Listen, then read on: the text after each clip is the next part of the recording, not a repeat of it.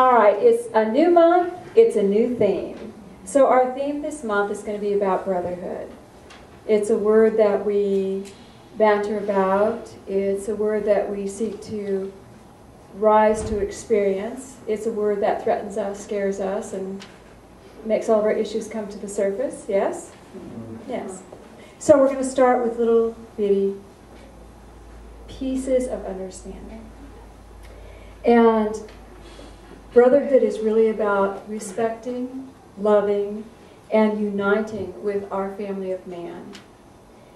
The problem with brotherhood is, how can we see our brothers when we don't see ourselves? That's really an issue that we face. We walk around in our world protecting our opinions without even knowing where they came from. How can we accept the journeys of others when we don't know our own? There are two phases of spiritual realization. The first is that my within is creating my without. My within is creating my without.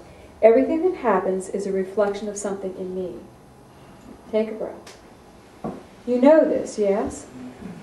But when something happens outside of you that is interesting, is this the first place that we go?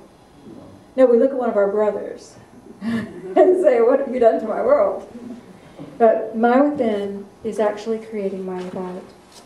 The second phase of spiritual realization is realizing that my brothers are having the same experiences. They are having the same experiences. When we unite and accept each other's gross styles, we can create a world where our wheel, our life, our wheel can turn in harmony with their wheel, their life. And then we have the wheels spinning within the wheel of man. So we can find harmony. When we accept that our brother's journey is like ours, different from ours, but their own. Do you like the idea of seeing your life as a wheel in motion? It's a wheel in motion, and all your energy and thoughts are turning. Oftentimes we look to our brothers as a flow that's going to come in and feed us, and we're going to feed them. And we do affect each other. We do feed those wheels, but those wheels create. My brother does not create my reality. I do not create theirs. We can affect each other. But my world must shift at my energy, my command. Okay? So when we get this idea of the wheel spinning, we can be a part of the greater wheel. That is brotherhood and harmony. Easy, right? Easy. Okay. How do we really prepare our within to reflect a joyful without? Okay, so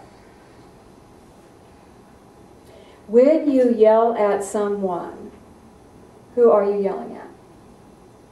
Yourself. When you are unkind in the outer, who are you being unkind to? Yourself. Yes. See, our babies know this. The inner. You cannot yell at yourself without yelling at someone else. Do you know that?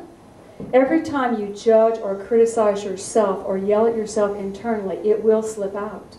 It will sneak out of your lips and you will be yelling at somebody else. Do you understand? So the harshness that you hold within will be expressed without. The harshness that you speak without will be expressed within. Now, I know you think you don't, but you do. Now flip it. The love that you express without cannot be expressed unless there's true love within. The love that we love ourselves with will come out of our mouths, and we will love each other. We can't hide things from ourselves that will not be expressed and not pictured back to us. So it's time for us to really go within, don't you think? And take stock of what's going on inside. I wanted to share with you a scripture. So this is a difficult one. Jesus has been talking to the Pharisees. This is in 156. And what he has just said to them is, call no man father here. Y'all remember this one? Call no man father here. For the God of heaven and earth God of heaven and earth, and he alone is Father of the race. Now, why would that upset somebody? Because in their religious structure, they worked very hard to become a priest who would be known as Father. The Papa, the Father. And that was an acknowledgement of their greatness. It was a great honor to be a father. So Jesus is saying to the priests and to the people who are listening, call no man father. He has just taken away their authority in the minds of the people. Are they happy with him? No. And he says, Christ is the hierarchy, the hierarch of the race. If you want to be exalted, serve. Serve that God within you. Serve the Christ within you. Get on your knees and serve the Master within. And the priests and the Pharisees again said, no, that's not how it's done. And they were very, very angry, because that also usurped their power and authority. Because who served who? Did the priest serve the people, or did the people serve the priest? The people served the priest. So, he's now in this space where he has to bring enlightenment to the Pharisees, and he does it in a very interesting way. I'll spare you some of it, but he says, woe to you. And woe to you is a metaphysical thing that says, yeah, you better shift your behavior. That's all. You're on the wrong track. Okay, woe to you, you scribes, Pharisees, and hypocrites. You clean and scour the outside of the cup while it is full of filth and excess. Go and clean the inside of the cup, so the poisonous fumes will not defile the outside. You build great tombs and worship places. You have beautiful clothing, but you are full of dead men's bones. Isn't that a great idiom? You're full of dead men's bones. Do you know what that means? You are full of the beliefs of people who are long gone and who do not serve. And you hold so tightly to these old beliefs that you can't clean the inside. You can build a new tomb, you can build a new temple, but you cannot clean the inside. And he says to them, you know, your fathers, you now build shrines to the prophets your fathers killed. Because they say, we build shrines to these prophets. And he said, yes, you do. But the prophets who are with you today, you seek to kill. But your descendants will build shrines to these prophets who walk with you today. When new thought comes in and seeks to usurp the power and authority of the old dead men's bones that we carry in our consciousness, it threatens where we have come from. It threatens the base of what's within us. And if it is a threat, we must kill it before we can even see the value in it. You all following me on that? And do you know that your brain functions that way? This isn't a way back then, this happened once upon a time. This is a this happens every day in our minds. We have so much programming we're unaware of. So much programming that when a new idea or thought comes in, we seek to isolate, kill it, get it away from me. And if it survives in any way, shape, or form and doesn't no longer threaten me, I will look to see if there's value there. But I may not take it in, but I will look to see if there's value. Got it? Old thoughts and old beliefs. You don't even know why you believe them. They roam inside, affecting the spin of your wheel. Old thoughts and old beliefs. New thoughts come in, and they are a threat.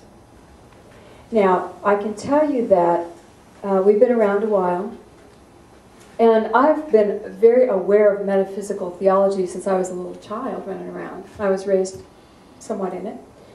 And I can tell you in the 60s, there was a little bit of resurgence. In the 70s, no. In the 80s, no. About 1990s. Up until the 90s, any metaphysical church that believed a different take on God was listed in those books that said these are occult worships and they are bad. And you would find them listed. And that's because standard Christian theology during this time was threatened by this new belief system. But the new belief system didn't care. It just kept functioning. And so what happened was, over the 20, 30 years, Christian theology went, well, they haven't hurt us. They're not trying to kill us. Look, they're healing people. Look, they're helping. Okay, they can be over there. We don't like them, we don't agree with them, and they're not going to heaven. But we're not going to hurt them anymore. We're not going to think bad things of them anymore. We'll erase our little occult list and just let them be. Because we may need their prayer one day. We may need their Reiki. We may need what they have to offer because we've seen them as helpful. Do you see the process of assimilating new ideas? Now, I'm telling you, I know when my son's children are adults, we will be just as common as standard Christian theology. We will all be riding the same boat together. Yay, God, loving God, how you worship, we don't care, we worship this way. Nobody's going to care because it will keep rising. And then the thoughts of isolation and separation will not be there about these things, but will they be there about other things?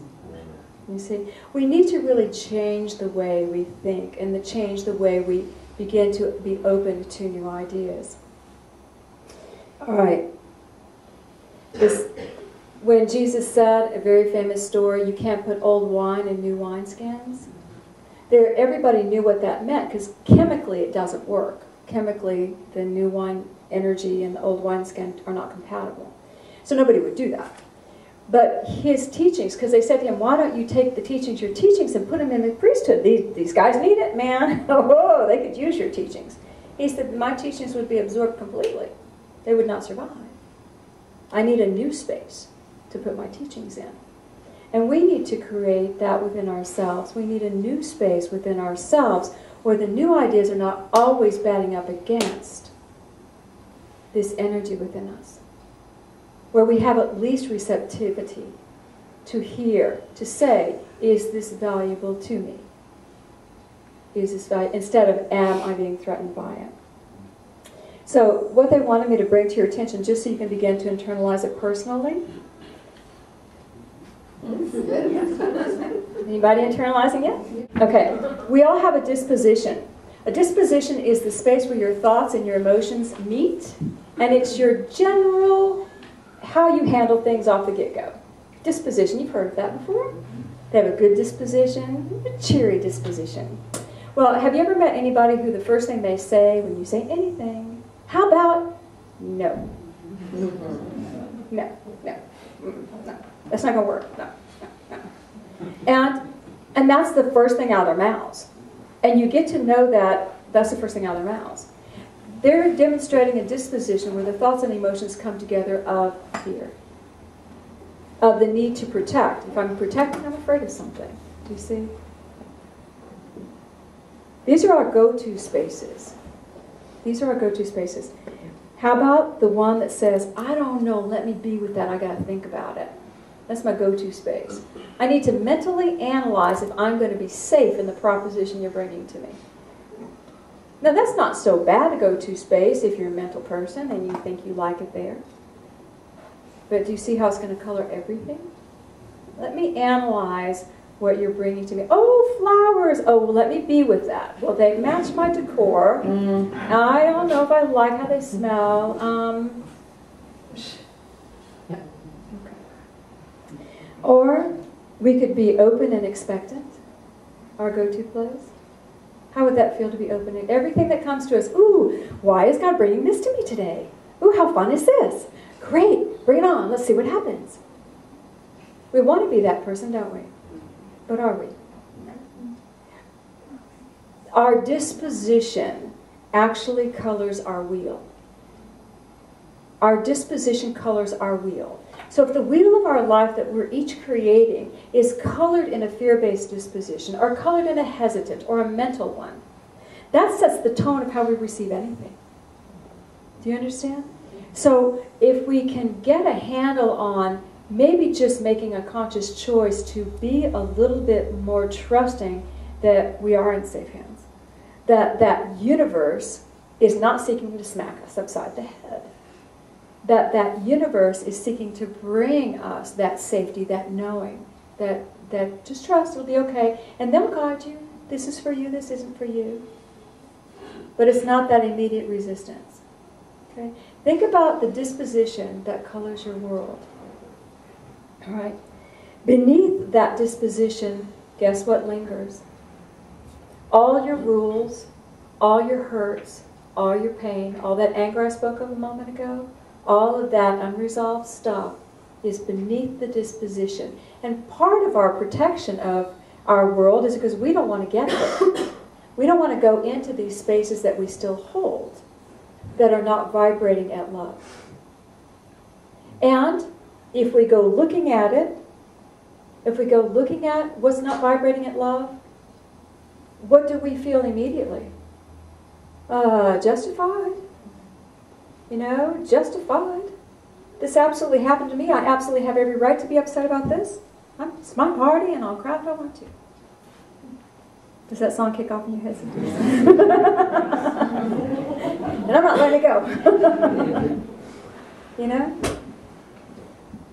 If you need to hold on, if you feel you were right in expressing it at that moment, great.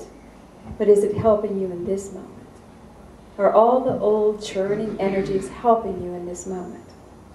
We want to be clear, but we all still have some internal stuff that needs to be moved. We talk about going into that space where love dominates. And we really don't know how to do it. We know how to pray for God to help us in the outer, and we do this all the time, don't we? God, help me with this new job. God, help me find my new mate. God, help me with this new project. And where are we asking for the help? In the outer. But when we're really hurting, what is our prayer? God, help me understand how I created this so I can heal it. Do we ever just say, God, I'm done. Whatever needs to happen, let it happen. I am done feeling this way. I'm done. Let your love now move through my within that I protect so deeply. Let your love move to the within to start altering this energy. Is that ever our prayer? Yes. Good. Good. That energy of bringing the God into the deepest personal issues you have is the only thing that will change them. It's the only thing that will give you that lifting of peace. Did you ever wonder why you'll come to church or you'll have a great healing or gather with people and talk about spiritual things? The Christ within you begins to spin. Whew, that beautiful love spins within you and you feel great and it starts to make your wheel move differently and your wheels start spinning bright and bright and bright and you're just walking on air when you leave and you're so happy. Then Monday comes and Tuesday comes and all of the beliefs underneath what you believe start moving. All of the old men's bones start moving and they begin to diminish the inspiration that you have bringing in. They diminish the ability of your inner Christ to begin to express through. And this is for all of us, to begin to clean the within and beautify the within as much as we seek to beautify the without. Every one of us gets up, we do our due diligence of physical care, we dress ourselves appropriately, and we go out in the world and say, yay, here I am, world. But do we do that internally? To wake up and love the inside of us. Ask that God's love clean the inside of us so that we can take that out into the world. Bringing God into your inner kingdom, those inner emotions, that will help you begin to spin that higher frequency. Are you guys ready to believe bigger? Yes. All right. Several things came up to share with you that I don't talk about very often. And there's a reason. All right, some of you know this, some of you don't, but I want you to get your minds bigger. I'm going to challenge you today. I challenge you to get out of your own way. Get some dead men's bones out of your body. You ready? Yes. Okay, everybody cringe first. Cringe! Oh, Lord, where's she taking us? Okay, this side did really good cringe. Okay, so here's the deal. This may come as a shock to some of you. Patrick and I are not married.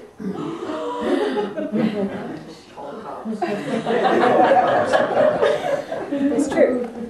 We're not married. And when I met this guy, I love weddings and I love marriages. I love doing weddings. I love people who are married. I love it's great. I think it's awesome.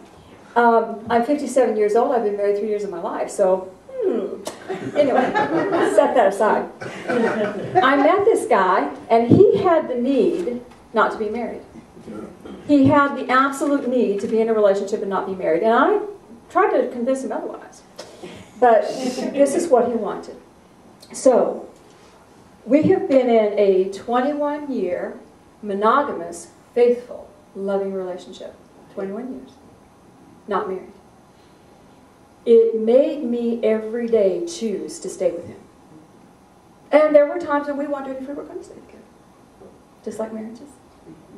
But every day it made me look at him and say, all right, we'll keep going. It created a partnership. He is not my church partner. He is not only my spiritual partner. He is my lover. He is the love of my life. He is my love. My spiritual love for 21 years. Do you know how many people come through those doors and they say, oh, you're not married? Okay. We never see them again. Or some of our faithful members will say, yeah, I don't tell my parents you're not married. I'm sorry, they cannot go there.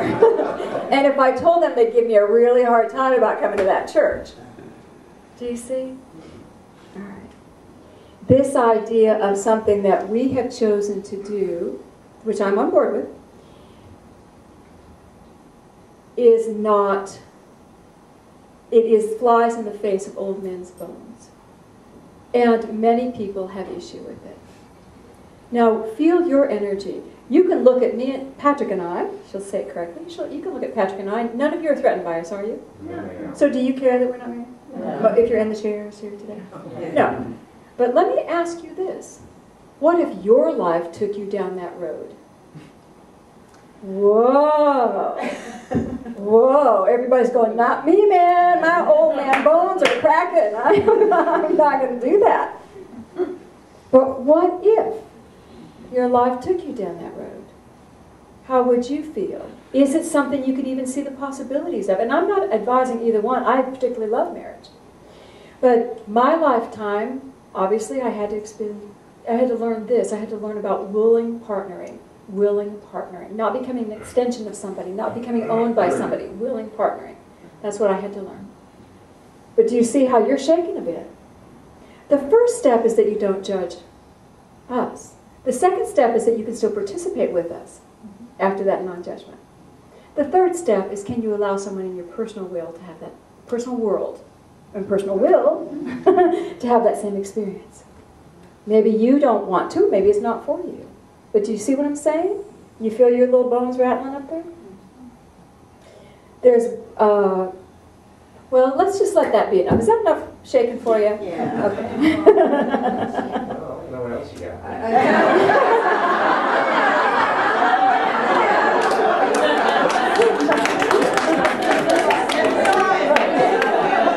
This is a really big one. This is a really big one. And this, I don't make this very obvious, but y'all know I was a little Bible scholar, reading the Bible back and forth many, many, many times all my life. Started when I was between 11 and 12. Every day I read it. Every day till I read the whole sucker cover to cover. And then I started again and again and again until I was in my 20s. I do not know how many times I've read it, over and over and over. Looking, searching, seeking, looking, trying to understand. And then when I met Patrick and he brought me the Aquarian Gospel, it was the answer that I had been given by Spirit when I was reading in between the scriptures trying to understand.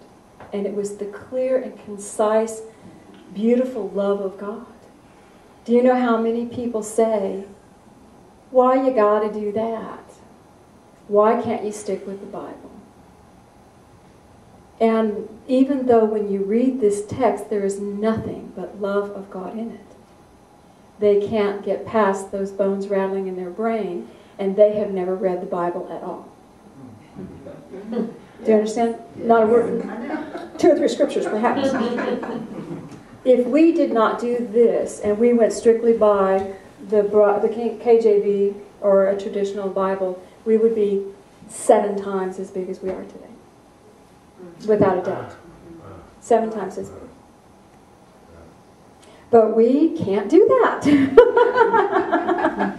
We can't do that. We have to be who we are. And we have to allow the newness of what we believe to express. And it rattles people's heads. So, that's good, right? That's enough. Okay. All right, so, when your mind, when you are aware of the color of your disposition that's governing your wheel, think of your wheel, and then the thoughts of unrest, unhappiness, frustration in your wheel, and then just begin to ask God to move love through that without justification, without singing the pity song, nothing but love. Your Christ will light so bright, and let me tell you where we are brothers.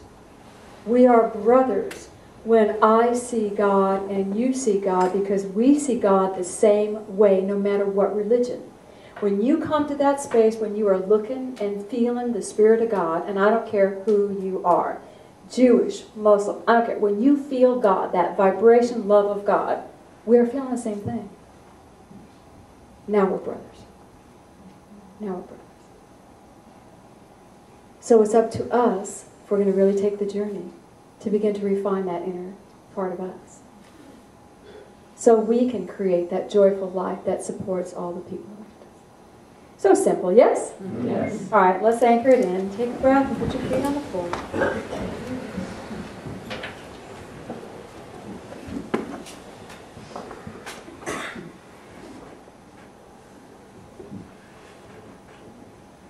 God. God, our Father, our Mother. We ask that your infinite love just cascade over this room, just fill this room to overflowing. I ask that Jesus the Christ stand with each one of us. And as his presence is near us, let's just feel the vibration of that higher thought he was bringing in. That higher belief of God, our Father, our Creator. Just breathe it in. Just feel like you can take it into your body. Bypass the mind. Just breathe in the energy. And feel the love of God pouring through you now. Imagine a beautiful column of light coming over you. Just feel it. And feel your heart receptive. In your mind's eye, imagine you can see all around you a beautiful wheel of light. And in the edge of that wheel is your disposition, where your emotions and mind meet to protect you. Just notice it. It may have a color and energy. If you choose, if you are ready, take a breath and feel that love of God and ask love, God love, to move into that disposition. Just to begin to alter the edge of the wheel that you find yourself in. I ask that love begin to move through my field. And as it begins to shift, if you've done the work, begin to feel all those emotions and thoughts that no longer serve you. Just feel them in your wheel. And if you're ready, take a breath and feel that beautiful love of God. God, I ask that you move through all these feelings, thoughts, incomplete issues, unresolved. I ask the love of God to move through all that would keep me from my heart. And you may need to bring in just a little more, allow a little more going. Feel it going layer, layer, layer deep. Moving into your body. I surrender. I do not need this any longer. I don't need to justify, protect, or recreate. Silence the voices that yell. Silence the blocks and frustration. Silence it with God love. And now feel that Christ within your heart, that brilliant spark of divinity that is never separate from you. And breathe in God love and feel it begin to feed and ignite that sense in your heart. I am God's child. I am spirit. I am the perfect creation of my Father and Mother God. And now watch that heart just ignite out through your wheel, out through your field. Sparkling light, sparkling light. And as you feel it, let's consciously set our wheels in motion. Let's set our wheels in motion to create a beautiful, joy-filled day, a beautiful, joy-filled work week, beautiful, joy-filled life. Take a breath. Send it through your energy.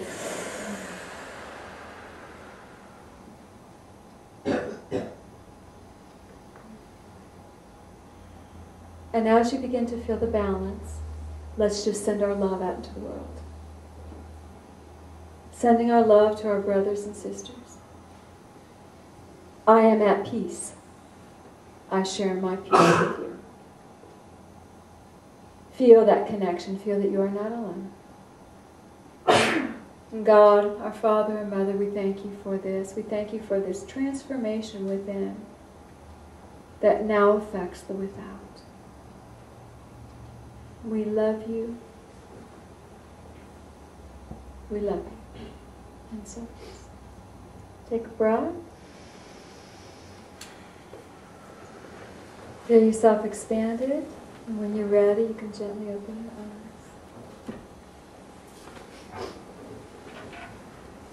Thank you. Bigger, brighter. Well, you'll probably, I see you effortlessly vibrating through Wednesday.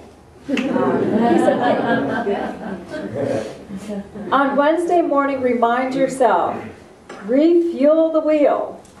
Just like you're putting gas in your car. Get the love back in and be aware now of how you receive energy that comes to you. Be aware. Say yeah.